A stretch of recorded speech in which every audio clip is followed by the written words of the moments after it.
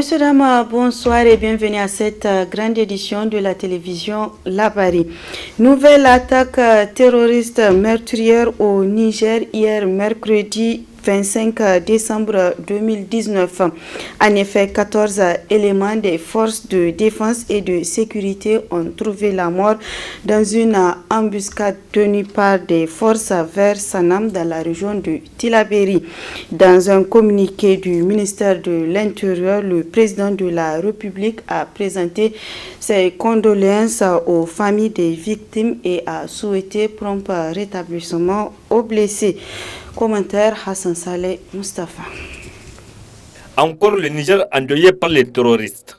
En effet, dans la soirée du 25 décembre 2019, un convoi d'éléments de la gendarmerie nationale et de la garde nationale, escortant des équipes en charge de l'opération de l'enrôlement électoral dans la commune de Sanam, département d'Abala, région de Tillabéri, a été la cible d'une attaque terroriste. C'est une embuscade qui a été tendue à ce convoi par les terroristes lourdement armés. La bataille a été acharnée selon le ministère de l'Intérieur qui, malheureusement, a annoncé la mort de 14 éléments des forces de défense et de sécurité, 7 gendarmes et 7 gardes, et un élément de la garde nationale porté disparu. De leur côté, les assaillants ont aussi enregistré de nombreuses pertes, indique le ministère de l'Intérieur qui a précisé d'ailleurs que l'équipe de la Commission électorale nationale indépendante CENI a été sécurisée avant de regagner Sanam en bonne santé. Cette attaque contre les éléments des forces de défense et de sécurité intervient 12 jours seulement après celle du camp d'Inates, toujours dans la région de Tillabéri, où 71 soldats nigériens ont été tués par les terroristes le 10 décembre dernier.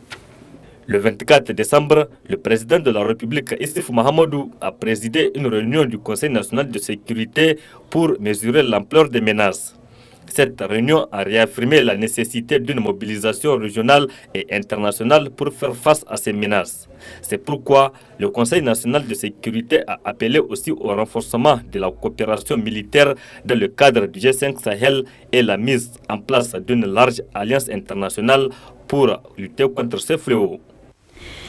Et puis cette brève, la manifestation pacifique prévue le dimanche 29 décembre 2019 par les organisations de la société civile pour soutenir les forces de défense et de sécurité et dire non à la présence des forces militaires étrangères vient d'être interdite par le président de la délégation spéciale de la ville de Niamey. Une décision que les organisateurs à attaquer à référer. À la suite de l'examen et de l'adoption du projet de loi portant modification du statut de la magistrature à l'Assemblée nationale, les magistrats du Niger, pour montrer leur désapprobation, observent une grève de 48 heures. D'autres précisions avec Ali Sissé Ibrahim. Les juges ne sont pas contents suite au projet de loi portant modification du statut de la magistrature qui a été examiné à l'Assemblée nationale. Il est ressorti que le Master 2 n'est plus suffisant pour avoir accès au corps de la magistrature. Aussi pour les futurs candidats à la magistrature, la détention d'un certificat est nécessaire. Une situation qui a provoqué le mécontentement des juges qui, à l'appel du syndicat autonome des magistrats du Niger, ont entamé une grève de protestation de 48 heures sur l'ensemble du territoire. Doubou Yahya, secrétaire général adjoint du Saman, explique davantage les raisons qui ont poussé les juges à arrêter le travail. Dans l'entreprise engagée par le ministère de la Justice, donc il avait inséré dans le projet un terme qui est très flou, qui n'existe nulle part au monde, en tout cas pour être recruté dans une fonction publique, le terme certificat. Nous, magistrats souciés de la légalité, puisque dans la directive de l'UEMOA de 2007, qui a institué le système LM2, en tout cas, le certificat n'est pas considéré comme étant un diplôme. C'est juste une attestation de passage. Un État qui se dit responsable ne peut pas recruter un fonctionnaire du haut niveau qu'un magistrat sur la base d'un certificat. Nous avions considéré cela comme étant une manière de banaliser notre profession de magistrat. Nous voulons que des magistrats viennent pour servir ce pays, mais nous voulons qu'ils viennent par la bonne porte. Parce qu'il y a l'image, il dit que l'image du pays, c'est le président de la République et le ministre des Affaires étrangères seulement qui peuvent défendre l'image du pays. Alors que l'image du pays, normalement, tout citoyen de la République du Niger est soucié de l'image, de la bonne image de son pays. Donc, vraiment par rapport à ce terme certificat que nous protestons toujours, mais que l'Assemblée nationale a adopté, nous avions demandé à ce que le président de la République, qui est le premier magistrat de ce pays, puisse renvoyer ces textes en seconde lecture devant l'Assemblée nationale. Pendant ce temps, les usagers de la justice ne sont pas contents de l'arrêt de travail qu'observent les juges. Une grande tristesse qui est là parce que je viens juste de rentrer pour pouvoir avoir une autorisation pour aller voir un ami qui a été arrêté et on me dit que les magistrats sont en grève et il faut le lundi. Et moi j'ai vraiment voulu le voir aujourd'hui si c'est possible et voilà quoi. C'est quelque chose qui est vraiment décevant. J'ai passé pour mon nationalité là et puis on m'a dit que de passer demain et le mardi là j'étais là. On m'a dit peut-être le jeudi et vendredi il y aura un grève pour les magistrats. Moi, ça m'a fait retarder vraiment un peu en arrière parce que moi je voudrais rentrer à Lomé d'ici 2 jours. Donc vraiment je suis mécontent vraiment. Enfin, selon le secrétaire général adjoint du Saman Doubou Yahya, après les 48 heures de grève, leur syndicat fera le bilan et en cas de non-satisfaction précisera la conduite à envisager. L'année 2019 tire à sa fin. Elle a été marquée sur le plan syndical par l'organisation des premières élections professionnelles dans l'histoire du pays. Quel est le bilan de cette lutte syndicale? Élément de réponse dans ce reportage signé Ismaël Moumouni, Ibrahim Abdou. Défenseurs farouches de la démocratie et de l'état de droit, les syndicats œuvrent inlassablement dans la lutte des intérêts des travailleurs. Ce combat a abouti cette année à l'organisation des premières élections professionnelles au Niger, ce qui a permis au gouvernement d'avoir des centrales représentatives ayant obtenu plus de 5% des suffrages. Malgré cela, ces centrales tirent un bilan négatif de l'année 2019. S'il faudrait prendre les préoccupations en charge, on ne le fait pas à moitié. Il faut régler à 90% l'ensemble des préoccupations des travailleurs. Ailleurs, l'augmentation des salaires tenant compte du coût de la vie a fait l'objet de la démission d'une équipe gouvernementale. Mais quelque part au Niger, vous allez trouver des ministres qui recrutent des familles, alliés et connaissances, des attaques sécuritaires où on ne fait pas de bilan pour tirer les conséquences.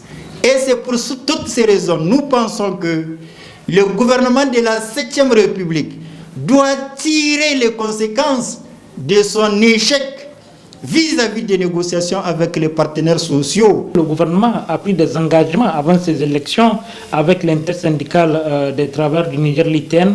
Malheureusement, nous constatons en tout cas que ces élections, ou j'allais dire ces engagements, n'ont pas une fois de plus été honorés. Et il revient aujourd'hui aux centrales syndicales représentatives, il leur revient aujourd'hui de s'assumer face à l'histoire, parce qu'il ne sert à rien d'aller à des élections, d'être première ou deuxième centrale, troisième ou quatrième centrale et ne pas pouvoir, en tout cas véritablement, défendre les intérêts des travailleurs. Il ne s'agit pas de faire de la figuration, il ne s'agit pas aussi de faire de la représentation uniquement au niveau des institutions ou des instances étatiques, mais il s'agit véritablement de défendre les questions des travailleurs, de défendre les intérêts des travailleurs, où que ça se trouve, les centrales syndicales ont obligation d'aller les chercher. Donc pour dire en réalité, l'année 2019 n'a pas connu grand succès. Pour l'année à venir, ces centrales vont adopter d'autres stratégies afin de contraindre le gouvernement à respecter ses engagements vis-à-vis des travailleurs.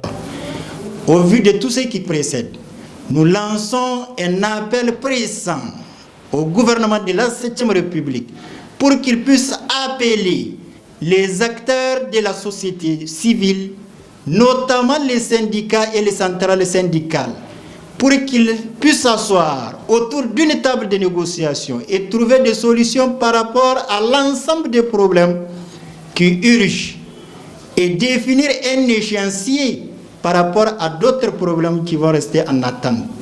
La question syndicale est une question de stratégie. L'année 2020 est une année décisive. Vous n'êtes pas sans savoir que c'est une année électorale.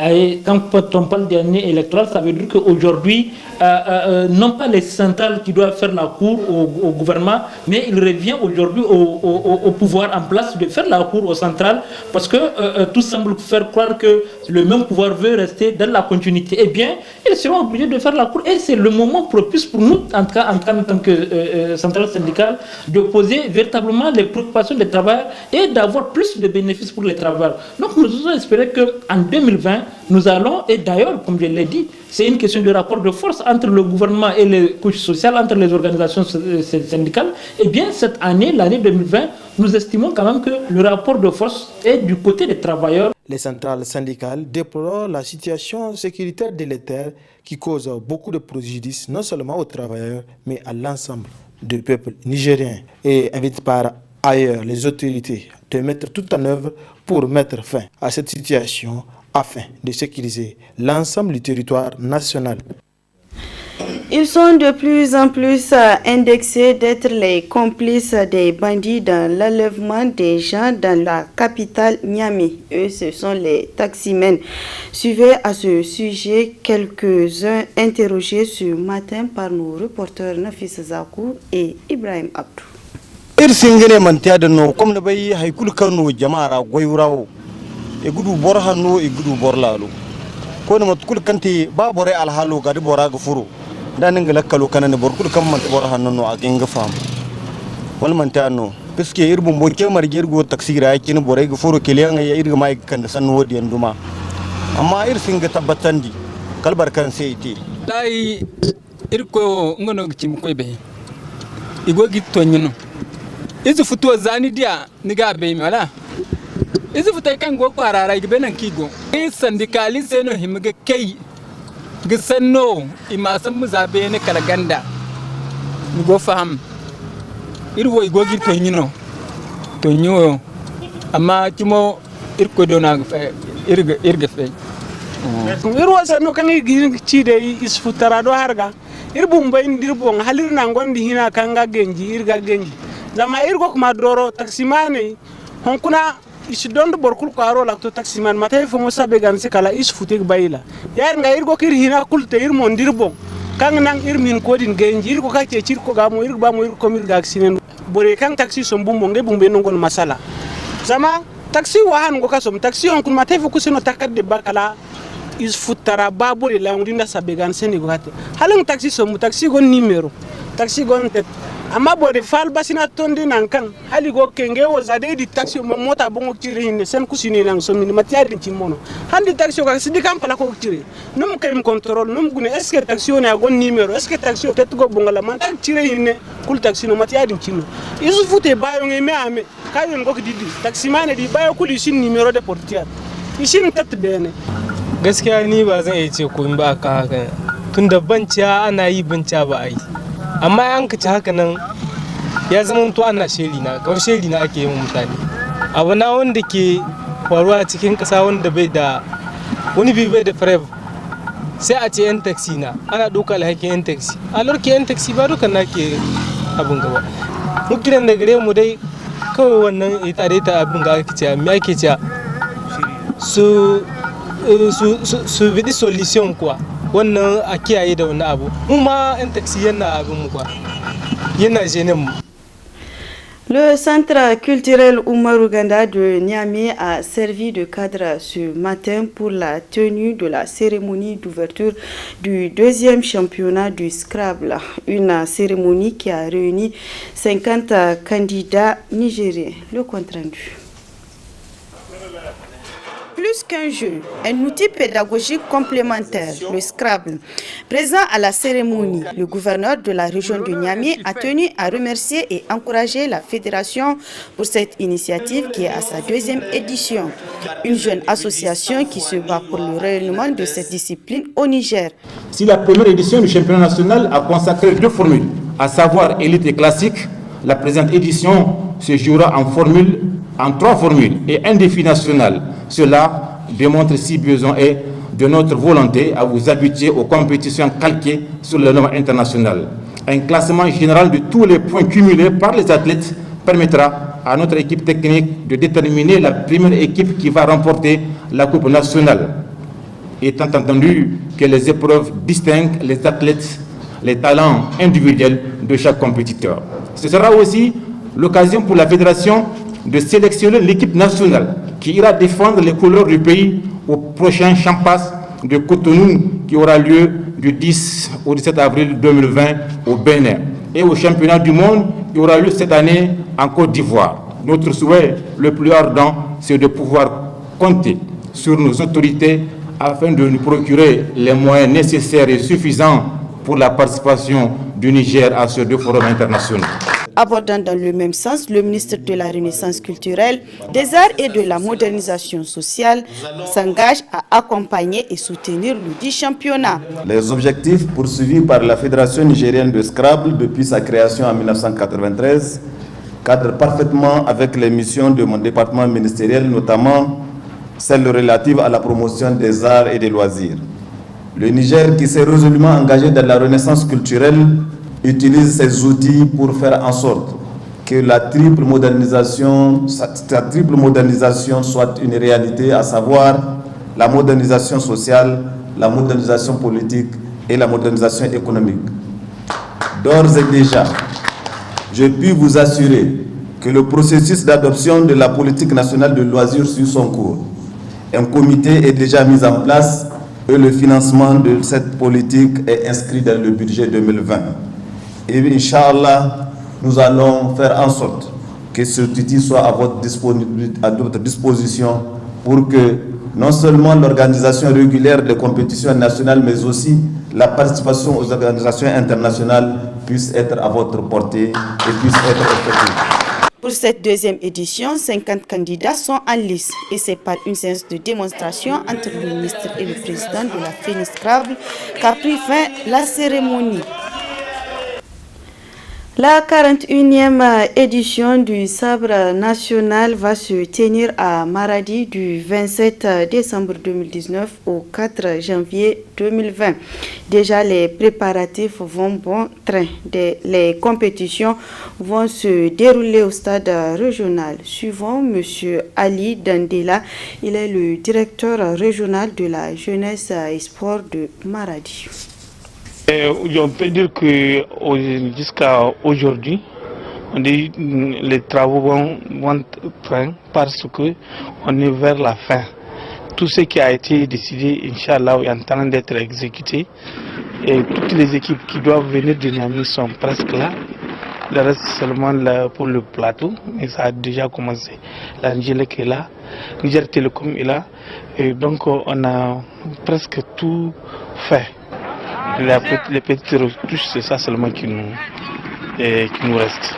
Pour les lutteurs, on peut dire que nous pouvons dire que nous sommes prêts parce qu'ils ont eu toutes les doses nécessaires pour affronter leurs adversaires.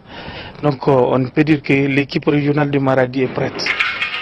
La mise au vert est en train de se passer. Oui, très bien d'ailleurs, parce que on ne déplore rien.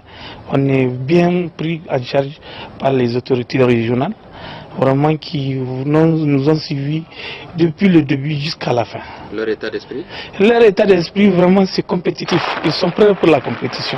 La population, je veux dire à la population de venir dans la discipline, dans l'hospitalité, parce que nous allons accueillir des gens.